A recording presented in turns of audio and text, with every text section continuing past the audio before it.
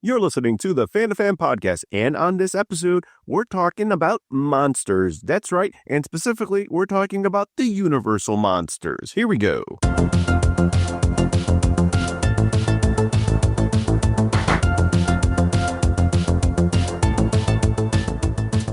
Welcome to the Fan2Fan Podcast. I'm one of your hosts, Bernie Gonzalez. With me, as always, fellow co-host Pete Charbonneau. And on this episode, we have Fan2Fan All-Star Joshua Pruett. And before the three of us get into today's topic, here's a little disclaimer we'd like to share with everyone. Mr. Carl Lemley feels it would be a little unkind to present this picture without just a word of friendly warning. I think it will thrill you. It may shock you. It might even horrify you. So if any of you feel that you do not care to subject your nerves to such a strain, now is your chance to, we've warned you. We're going to talk about monsters, and just because I like context, the first monster movie that I could find, sorry folks, I'm not a native French speaker, so I'm going to butcher the language, Le Manoir de Diable, which translates to The House of the Devil or The Haunted Castle, came out in 1896. It's a short film, widely considered to be the first horror film, and the director, George Milius, used the devil in supernatural imagery. Took the idea of like spectacle, visualize it as fear. Now, I think for our conversation, I'm going to take it a little bit further, just a few years, 1896 to 1910, the first monster, maybe by our definition, Frankenstein's monster. And it was a short, silent horror film that produced by Edison Studios, yes, from the minds of Thomas Edison. And it was directed by J. Searle Dawley. It's recognized as the first adaptation of Mary Shelley's Frankenstein. I wanted to do that just to kind of set the idea for anyone that's listening, like, wait, what do they mean when they're talking about monsters? Because I think it can have a very wide or very closed aperture definition. Must it be a creature? Does it have to have fangs and claws and scales? I probably fair to say, like, because we have to mention him in every episode, John Carpenter's Christine, I would say the possessed car in his 1983 movie, maybe not a monster by my definition, or the Fog in 1980's The Fog. I think you could make an argument for the home not too far from Pete's stomping grounds on Long Island, the Amityville house, or the house on Haunted Hill from 1959. Were those monsters? I don't know. Is death in the Final Destination movies a monster? Who's to say? But I think, if we're talking about monsters, my brain goes immediately Universal monsters, kaiju, Godzilla, the Atomic Age monsters, zombies. That's what I think of. Pete, what about you? I gave this some thought because I don't like to be pigeonholed, and I don't like to pigeonhole. So I think everyone's definition of a monster probably varies. So I think, the broader the aperture, the better. But like in terms of what we're going to be discussing here, I kind of kept it in the same realm that you just did, kind of brought myself back to as a child, like what I considered the monsters. Because I mean, human beings can be monsters, like just, go on your Twitter feed and you can see that, very readily. But, there's like aliens versus alien monsters. Like, there's differentiations there, man-made monsters, people that transform into monsters, kaiju, radiated everyday animals that become monsters. And then you got your straight up gooey, gory, ghoulish monsters that are just shambling around like your zombies and things like that. So yeah, I'm all for an open aperture, but I realize for our conversation we'll probably have to narrow it down. So I'm kind of with you. Atomic Age stuff, Universal monsters, the kaiju, some swamp beasts and things like that. Those are kind of where my go-tos in terms of monsters. Where could it have come from? Maybe the proximity of Cape Canaveral's got something to do with it. The rocket station? Well, they use atomic energy in the first stages of launching. Not all of them have been successful. You think that if some animal life was close by, not close enough to be killed, but close enough to feel the effects of a radioactive energy that's... A mutation. Type of gigantism of some common animal. We do love us some swamp beasts. Josh, how about you? Do you love swamp beasts? Yeah, let me think. Yes. I mean, according to Grandpa Joe, Willy Wonka was an inhuman monster. So, like, we can throw down. Willy Wonka's a monster. I said it. Yeah, I think I'm always gonna, like, for me, I think aperture is a good word. Monster is intent. You could break it down by intent. What's the thing trying to do? Well, it's trying to destroy a city and step on people. Okay.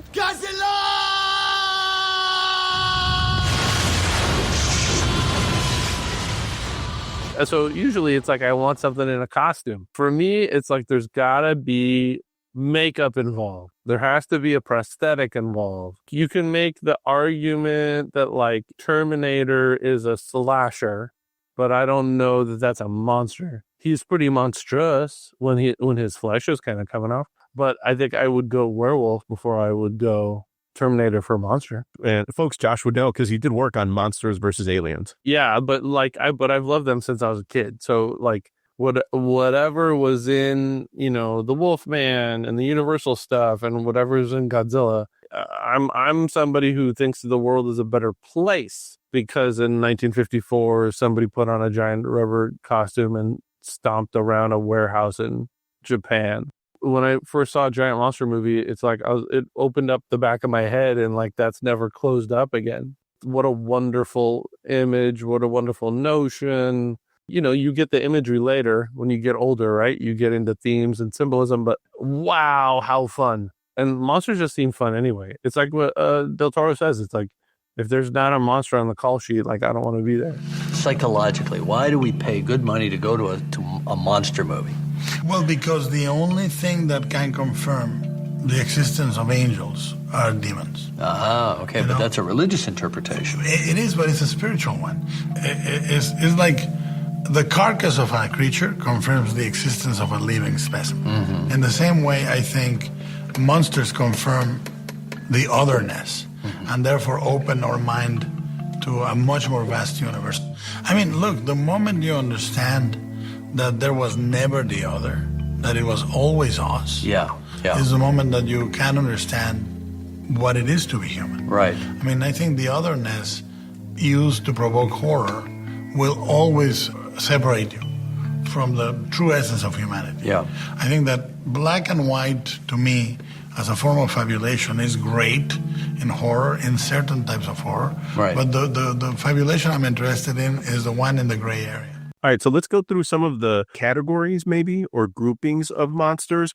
And it kind of feels like, Josh, because you said Universal monsters and growing up watching monsters, how big of an impact they had. Go back to 1957, a few years before someone wore a rubber suit at Toho Studios, Josh, because at Universal Studios at that time, they were releasing the Shock package. And for folks that may not be aware of it, this goes out to a ton of television affiliates. The Shock package goes out in syndication and now airing widely all these movies from the 30s, like Frankenstein, Dracula, The Mummy, The Invisible Man are available. And these channels are showing it at midnight. And you've got the beginning of horror hosts like Svengoolie and Chili Billy. And they're showing these movies for a new generation of kids like our parents and then inevitably us later. This week on Svengoolie, it's alive! Boris Karloff portrays the monster who made him famous. See the movie that started it all, Frankenstein, on Svengoolie. Saturday night at 10, 9 Central on MeTV. And it kind of transitioned, I think, the Universal monsters in like their heyday, right? From like the 30s up to like Creature of the Black Lagoon in 1954 to us monster kids that then started in like the 60s, 70s, 80s. Spielberg, certainly Del Toro, all those guys, Joe Dante, that grew up with these movies. But for us, they were older black and white movies. For them, they were not as old movies because they had grown up with some of them.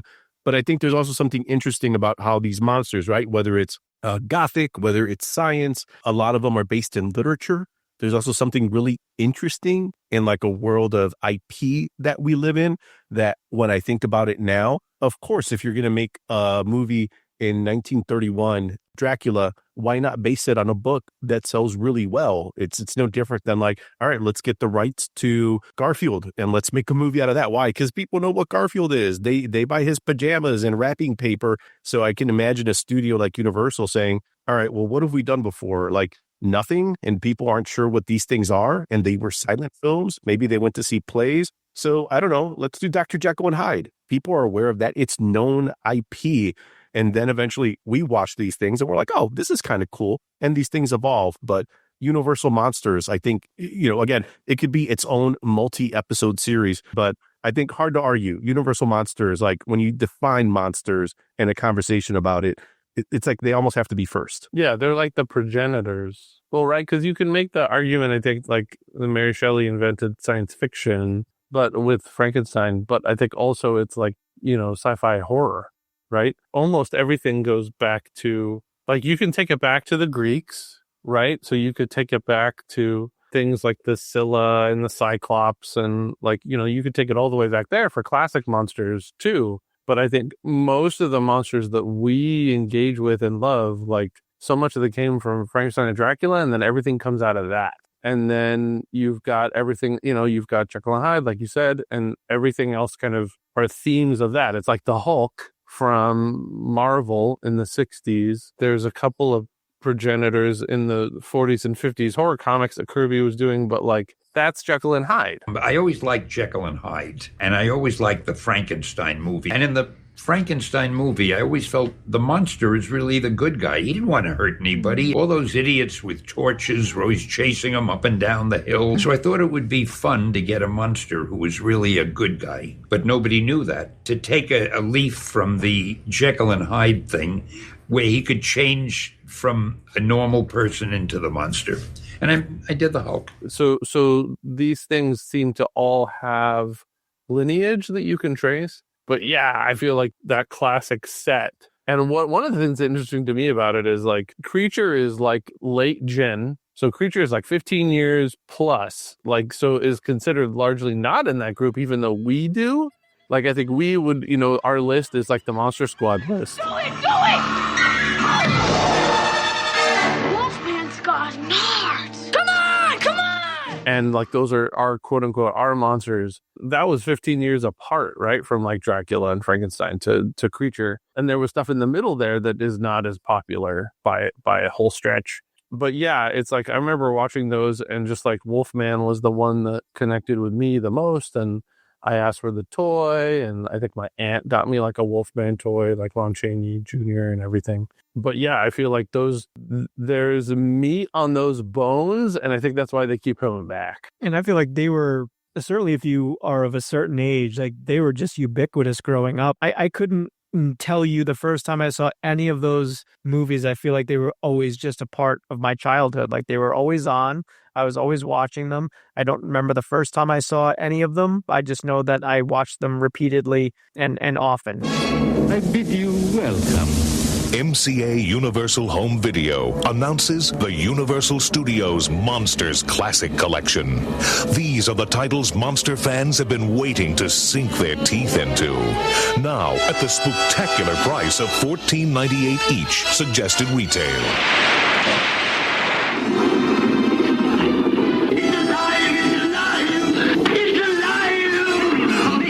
Visit your local video retailer and ask for the Universal Studios Monsters Classic Collection. Classic monster titles with a haunting new look at a price to die for. Like you were saying, Josh, like your favorite was the Wolfman. I feel like I've like cycled through most of them as like which ones were my favorite, and over different periods of time. And then getting older, I watching them now, I have such a different appreciation for them. The resistance to leaning into the tragedy of some of these monsters, which, like, when you're a kid, like you just want the monster to be the bad guy and then to be defeated and good wins. And now I can go off and play and do whatever, to kind of really take in Boris Karloff's performance as the monster and realize that, like, I found myself at some point going in watching Frankenstein and even Bride of Frankenstein be like, I hope this time things turn out differently for him and he's able to find some happiness. Yeah, you switch sides at some point in your life. I think there's lots of people who maybe are more attuned right away, and certainly there's some of these guys are sympathetic. Dracula's not super sympathetic usually, and like one of my other favorites is Invisible Man, and Griffin's like a monster. He's like literally like a psychopath. Suddenly I realized the power I held, the power to rule, to make the world grovel at my feet. We'll begin with a reign of terror, a few murders here and there, Murders of great men, murders of little men, just to show we make no distinction. We might even wreck a train or two. Just these fingers around a signalman's throat. That's all. But I think to your point, Pete, it's like there's an arc to, and again, this is the meat on the bones thing, is like you watch it one way and you're like, yeah, get the fire. And then and you get a little older or your sensitivity changes. And then you watch it again and you're like, oh, stupid villagers, I hate you. You know, like the creature from the Black Lagoon's like, I'm just swimming here. Like, what are you motherfuckers doing invading my lagoon? I will say, Josh, there's something about Dracula, because at some point, and maybe this has to do with age or maturity for some, right? Like Dracula goes from being scary to sexy. Yes. Because then you start getting into like the sexuality of it all. And especially depending on the filmmaker and the production, when they kind of lean into that, something that you don't see at all from like the 1931 film. But again, if you watch it, it's there. There's things there about disease and like foreign influence, just like you were talking about with Invisible Man, like power corrupts. And if this guy has absolute power, he wants to see the world burn and he's going to light the match. Yeah. How about you, Bernie? What are your additional thoughts on Universal Monsters and growing up with them? For me, the one thing about Universal Monsters is that, kind of like to what you were saying, Pete, they were always there. Those Remco figures, I feel like, were like in every like neighbor's Tupperware bin of discarded toys. Once we kind of moved on to G.I. Joe, they were scuffed, they were beat up, they had done their tour of duty in like the neighborhood playground and woods, but no one wanted to throw away their Frankenstein toy because, like, it's Frankenstein. It's just there. It's the battle of the mini-monsters. Introducing Frankenstein, Phantom of the Opera, Dracula, and Creature from the Black Lagoon. The monsters with glow-in-the-dark features. Frankenstein is in a foul temper. Dracula flies in, fangs bared. Creature surfaces, dripping with rage. Phantom shows his fiendish face. I can't look. Is he ugly? The monster battle rages on. It's a howl. The monsters with glow-in-the-dark features, each sold separately from Remco. So there's something about the fact that all those movies, we grew up kind of watching them. Like, I don't know that I ever necessarily always sat down and watched Dracula's Daughter, Dracula Lives, Dracula Comes Again. This time it's personal with Dracula, Abbott and Costello. Sure. Like, all right, now you have me again. But there is something kind of ever-present, evergreen about the Universal Monsters. And I think as I've gotten older, I have more patience with them. But again, I think I go back to like, oh yeah, there's themes here, unintended or intended. I kind of want to give the people the credit and the benefit of the doubt. There's stuff that they're saying, and in some ways, it kind of gives the Universal Monsters that much more credit that they can kind of hold the weight of time. Creature from the Black Lagoon, like to go back to John Carpenter, who we all love, like there was a unmade adaptation. You can go on YouTube and find many people who spent a lot of time, thank you, all those people, that put together like videos discussing what that movie could have been. Rick Baker doing the effects, like you can visualize it and be like, that would have been cool. Yes, but it seems like it was still grounded by all the themes that were in Creature from the Black Lagoon. Science intruding on nature and man versus nature, and the idea of like this untouched world and what are we doing, the kind of themes that just seem like they're timeless, and also kind of like, again, just give Creature from the Black Lagoon that much more credit that there will be another Creature from the Black Lagoon, unfortunately not directed by John Carpenter in our lifetimes, just like there have been other iterations of Dracula and the Wolfman, some for better, some for worse, some for cheap, some for incredibly high production value. They are multitudes, and they can kind of hold the weight of all that. And since everyone knows we love John Carpenter on the Fan2Fan podcast, why not give the master of horror the last word? Because for folks that may think that Universal Monsters might feel a little old and dated, totally get it. But you can see how those movies impacted the directors that we certainly grew up with, including John Carpenter, and how there is Frankenstein DNA in Michael Myers. The first Frankenstein with Boris Karloff is unbelievable. Everything about that James Whale did informs me in Halloween. The way the creature moves, his otherness. Oh, hell yeah. When you first see the monster, he's standing across the room from the camera. Camera does a shot, cut closer and closer, and ends up on Karloff's face. It's all about the creator and the creation. Frankenstein's monster is different. He's not like us. It's unbelievable. A superlative performance. He was the movie, and the makeup that he had to go through, and the acting, the style is so different. People matured, and the audiences matured, and people don't think of horror directors as seriously. They think we're next to pornographers. They think, why are you doing these terrible things? We're telling stories that we can all gather around the campfire and listen to, like they did way back when.